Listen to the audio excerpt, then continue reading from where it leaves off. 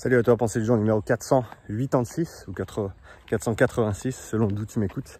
On va parler de l'endurance fondamentale, la zone 2 et de la course à pied. On m'a demandé comment faire son endurance fondamentale en course à pied si on est sur un parcours qui est vallonné. Comment gérer son intensité et comment effectuer une séance productive en endurance fondamentale malgré le fait qu'il y ait des montées et des descentes. Donc dans ce contexte-là, je pense que le plus important à comprendre, c'est que l'endurance fondamentale, c'est une allure et c'est une charge interne aussi qu'on veut essayer de maintenir. On veut rester dans cet état interne et c'est pas la fin du monde si on en sort un petit peu. Mais par contre, si tu veux les adaptations recherchées, il faut que tu passes du temps et il faut que tu essayes de pas aller au-delà de cette intensité. En tout cas, pendant de longues périodes de temps. Encore une fois, ça n'a pas besoin d'être oh mon Dieu, j'ai dépassé mon premier seuil, ma séance d'endurance fondamentale est foutue. Non, non, non, c'est pas du tout l'intention que j'ai quand je parle de l'importance de l'endurance fondamentale. Tout ne va pas tomber en morceaux juste parce que tu as dépassé de 5 watts ton premier seuil pendant 5 secondes. Mais par contre, il faut passer la majorité de son temps en dessous. Et dans ce contexte-là, si tu as un parcours qui est vallonné, eh ben, il va falloir faire ce qui s'appelle la gestion d'intensité. C'est-à-dire très simplement que quand ça monte, tu vas ralentir et quand ça descend, tu l'auras deviné, tu vas accélérer. C'est aussi simple que ça. Et à ce moment-là, c'est à toi de mettre ton ego de côté, de mettre ton ego dans la poche ou même à la porte et de comprendre que juste parce qu'il y a une côte, ça ne veut pas dire que tu as besoin de courir. Tu peux très bien marcher quand tu es sur une côte qui est assez raide. Et tu peux très bien accélérer un petit peu sur la redescente. Un indicateur que tu peux garder, c'est ta fréquence cardiaque. Je ne peux pas te donner un chiffre précis à maintenir pour ton endurance fondamentale parce que chaque personne sera différente.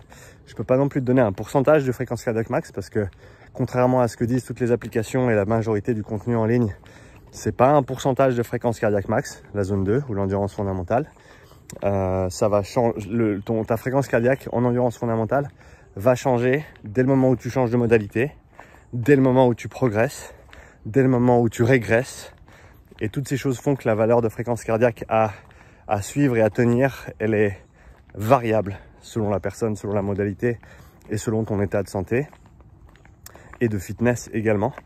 Donc je peux pas te donner un chiffre précis. Par contre, ce que je peux te dire, c'est que ça doit être facile et que entre le début et la fin de ta séance, on devrait voir une belle ligne droite, c'est-à-dire une tendance qui est plate. On ne devrait pas avoir de dérive ou d'élévation de la fréquence cardiaque au fur et à mesure de la séance. Si disons que tu as commencé ta séance d'endurance fondamentale à 130 BPM et que tu l'as terminée à 150, eh ben, il y a de grandes chances que tu n'aies pas été en endurance fondamentale et que tu étais trop haut par rapport à ce que tu peux tenir. Encore une fois, s'il fait très chaud, ça va être un petit peu plus dur d'avoir cette fréquence cardiaque qui reste bien stable et cette absence de dérive cardiaque comme on l'appelle. Donc ça va dépendre en partie de la chaleur, de l'environnement externe, mais tu devrais essayer de faire en sorte que ta fréquence cardiaque reste stable tout au long de ta séance d'endurance fondamentale. Si tu es obligé de ralentir à la fin pour maintenir ta fréquence cardiaque cible, c'est certainement que tu allais un petit peu trop vite au départ. Donc la prochaine fois, ralentis un petit peu et comme je te l'ai dit, gère-toi sur les montées, accélère un peu sur les descentes si tu le souhaites. Rien ne t'empêche d'inclure quelques, peut-être une ou deux côtes où tu vas appuyer un petit peu pendant 10, 15, 30 secondes. Ça se fait, mais il ne faut pas que ça se fasse tout le temps. Il faut que ça se fasse de manière sporadique. Il faut que ça se fasse peut-être une fois par semaine si tu es dans une phase où tu ne fais pas beaucoup d'intensité. Mais autrement, si tu as des séances dédiées d'intensité dans ta semaine, que ce soit de fractionné, de tempo, de seuil ou autre, lors de tes sorties d'endurance fondamentale, encore une fois, ça va dépendre de combien tu en fais, parce que si tu en fais 2 ou si tu en fais 4 ou 5 par semaine, ça changera grandement la nature et le contenu de ces séances. Mais de manière générale, veille à contrôler ton intensité, à pas te laisser emporter par ton ego et d'accélérer parce que tu peux accélérer. Tu peux toujours accélérer. Mais est-ce que tu peux te retenir afin que quand tu as une séance de haute intensité, quand c'est vraiment le moment de mettre le pied au plancher, tu peux vraiment envoyer et tu as les chevaux pour le faire. C'est ça la question. Donc on gère son intensité malgré les montées et les descentes. On respecte soit une fréquence cardiaque stable du début à la fin de la séance, soit un RPE de 2-3 ce qui peut paraître très très bas pour la plupart des gens, et ça on me l'a déjà dit plusieurs fois. Une des raisons pour lesquelles je pousse aussi bas sur les RPE, c'est que la plupart des gens, ils pensent être à 3, mais ils sont véritablement à 5 ou à 6 déjà. Donc je préfère que les gens s'entraînent un peu plus bas de manière générale. Une fois que tu accumules du volume, bien entendu, tu peux commencer à aller un petit peu plus haut et à passer un peu plus de temps sur ce 4-5.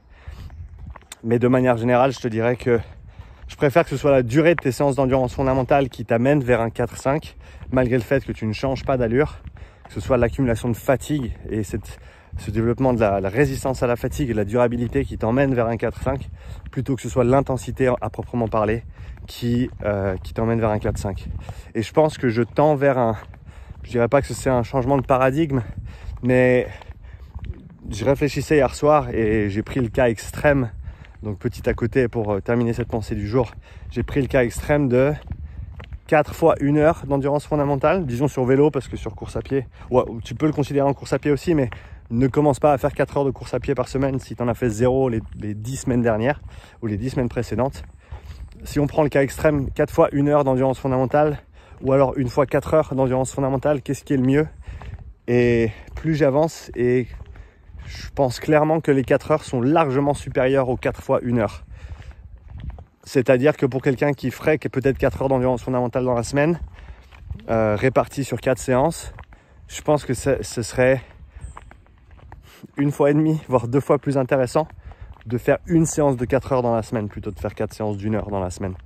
Parce que cet aspect de durabilité, il y a juste... Tu ne peux pas remplacer la durée.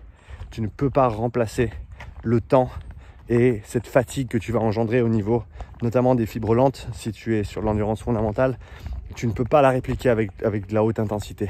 Et je pense que c'est un paramètre de santé et de performance qui est sous-coté, largement sous-coté.